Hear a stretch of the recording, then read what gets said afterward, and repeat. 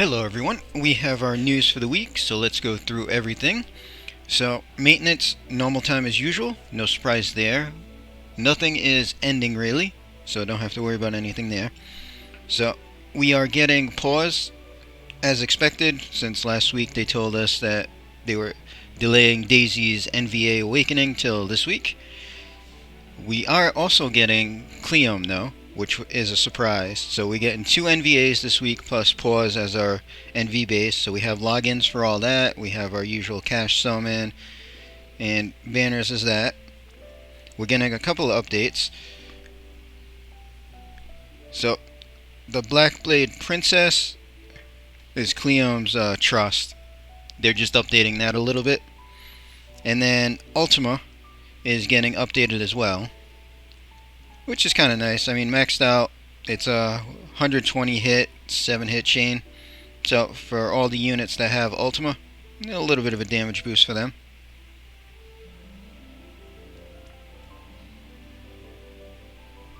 So Paus has the same card as Roka, so same card again that we're seeing there. There is a new card that we're going to have a bundle for, which is a tank one, and it seems to be pretty decent. So maxed out, 80 defense, 400 health. You get 50% health and 50% equipment defense with 1 weapon. And that is not locked behind anything, so could be useful.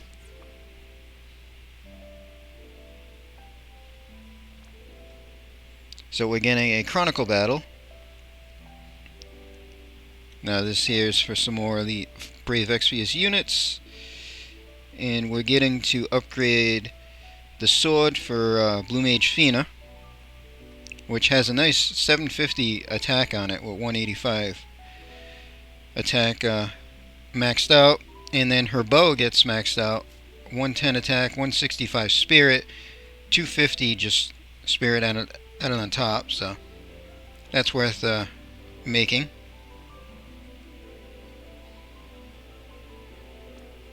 We're also getting our Final Fantasy VII series boss battle against Sephiroth. So this is probably going to be easy. I don't think they're really boosting these at all. But we'll take a look at it when we get it. All the Final Fantasy units get the bonus. Item World is coming back, which is really nice, seeing we have some new items like Laura's gun to enhance.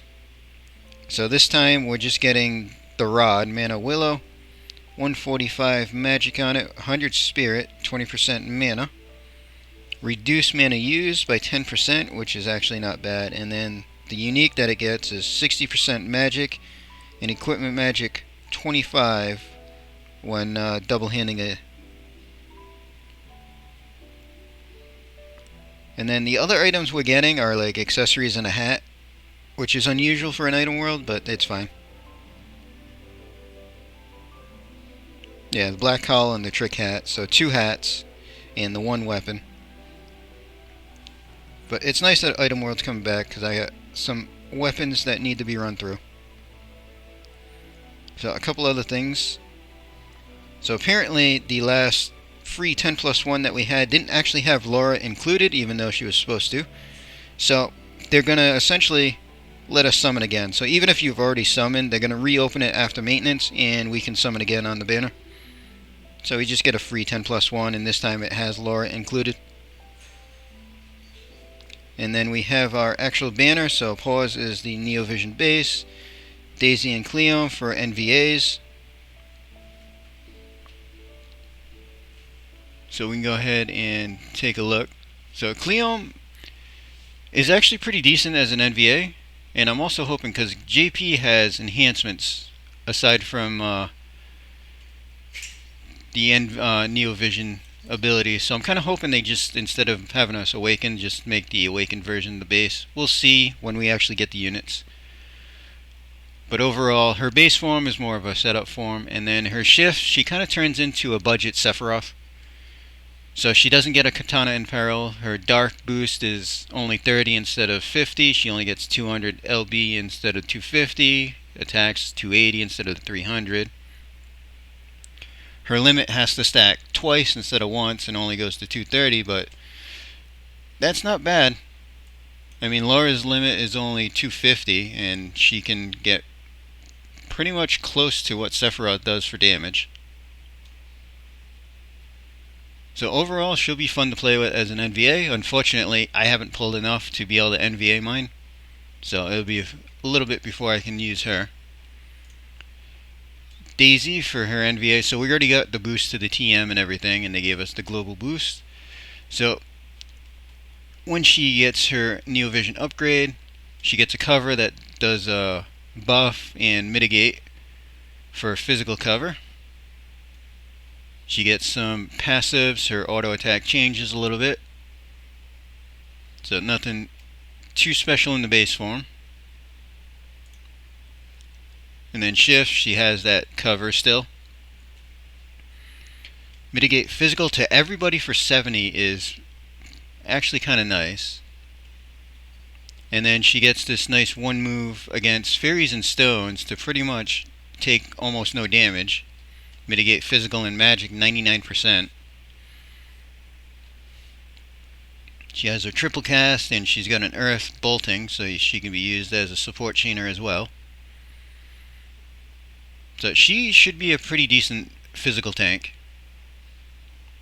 And I think I'll be able to EX2 and have a little bit of extra for an EX towards the EX3 when we get that. And then the new unit, Paus. So she's got a super limit burst, so no shift.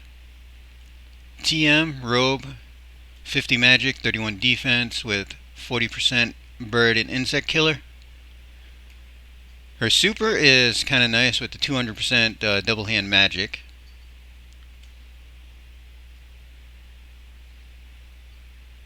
So her herself, light and water damage, bolting strike, triple casts.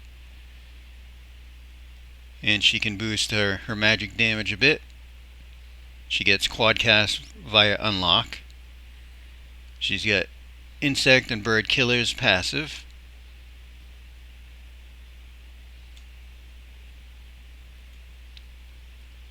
And her limit burst, so before the regular limit burst, reduce light 120, increase LB damage 100, and then just a 150x, 32 hits to one enemy. And then when it gets boosted, it's a 125 in peril.